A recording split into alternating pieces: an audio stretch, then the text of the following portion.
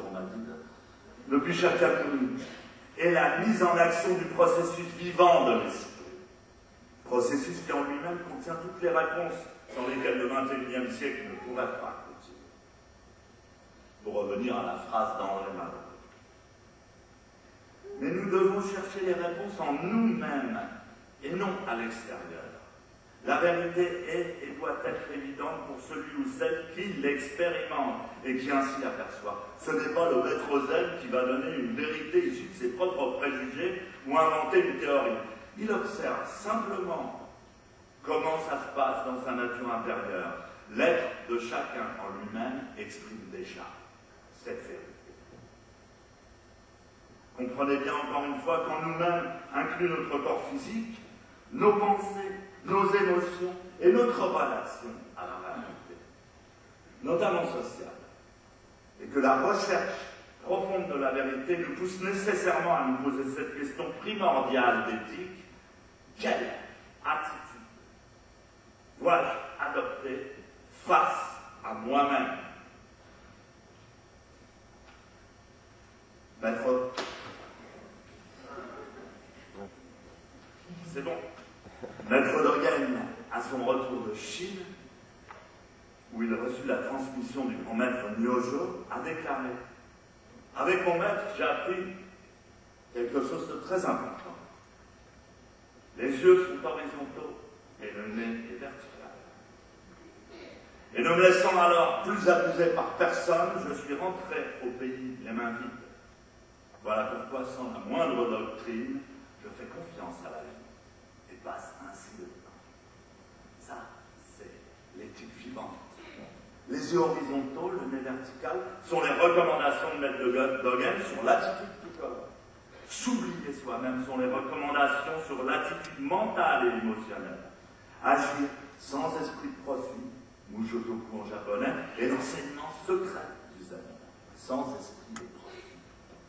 Dans l'unité du tout, nous ne pouvons pas générer l'avidité, mais nous pouvons alors tout obtenir. Ainsi, l'esprit fait apparaître sans effort tout ce qui lui est nécessaire.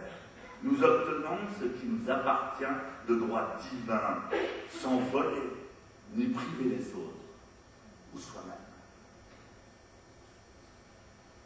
Une action éthique pourrait être une action fondamentale émergeant d'une décision de même nature en unité avec la totalité. Mais parfois, par notre avidité, nous interférons malheureusement avec l'esprit et nous le brisons. Nous mettons alors en contradiction matière et esprit. En contradiction matière et esprit. En contradiction matière et esprit. L'avidité et l'individualisme se développent alors de manière anarchique, comme un cancer, et notre volonté de s'approprier, de gouverner, dictant pulsion par nos instincts animaux de survie, nous coupe de la réelle abondance. L'éthique se souille alors avec des incompréhensions physiques, des dépendances émotionnelles, des pensées erronées, des comportements sociaux chaotiques. Nos intérêts égotiques obscurcissent ainsi nos vocations fondamentales et nous devenons incapables de réaliser nos rêves. Non-avidité, ça ne veut pas dire ne rien obtenir. Par l'esprit, nous pouvons tout obtenir. Esprit et matière ne sont pas séparés. Mais l'avidité nous empêche simplement de nous mettre en phase avec la totalité des phénomènes du cosmos. C'est dans cette séparation que l'on génère alors le manque, la ruine et l'irresponsabilité. Une décision éthique devrait donc être fondamentalement une bonne décision, prenant en compte la totalité avec conscience et amour, ne découlant sur aucun regret, trauma ou sentiment de culpabilité, ni pour soi ni pour le monde, trouvant son inspiration dans la racine des choses. Elle harmonise ainsi les dimensions du passé, du présent, du futur, et s'intègre à l'évolution naturelle de l'humanité. Je voudrais vous parler de l'éthique et futur, c'était le titre de ma conférence. L'humanité actuelle ne sait pas comment garder son futur, même si elle épargne, pense à sa retraite, beaucoup d'espoir pour ses enfants, même si elle a pris toutes sortes d'assurances, on pourrait dire qu'elle pense à son futur dans une sorte de superstitions imaginatives, baignons dans un flou vaseux et souvent angoissant. Il est de fait que, comme elles vit généralement son présent dans ce même flou vaseux, on pourrait l'appeler un présent accrédité.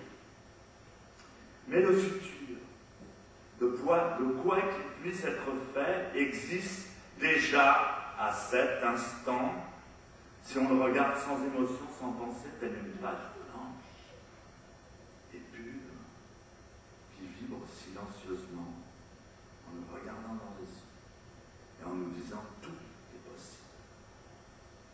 Le regarder avec énergie correspond en somme à lui donner réalité dans le temps absolu.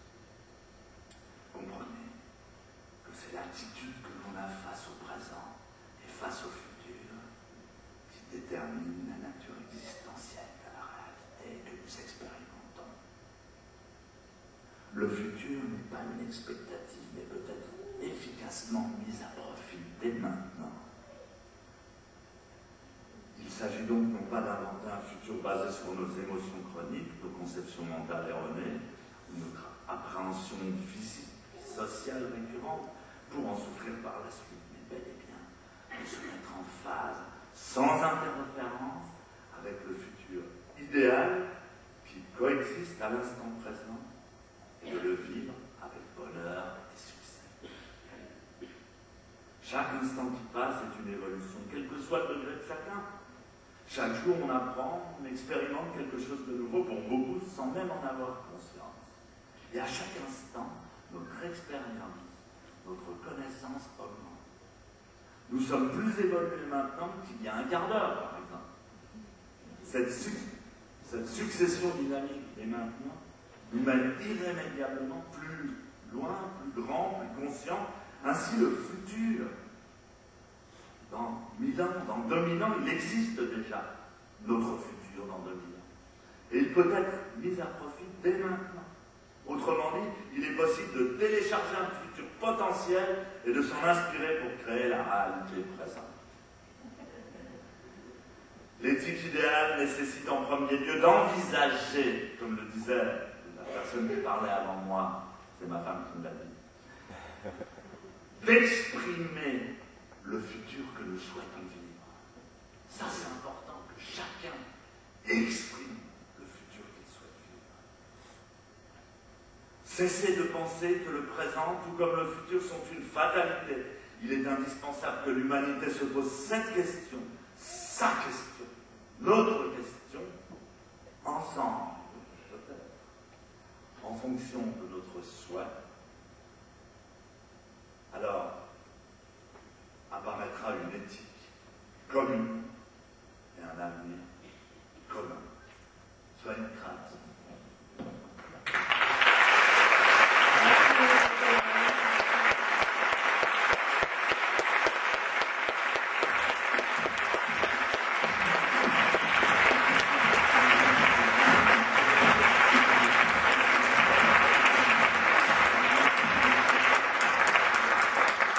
La main cruciale.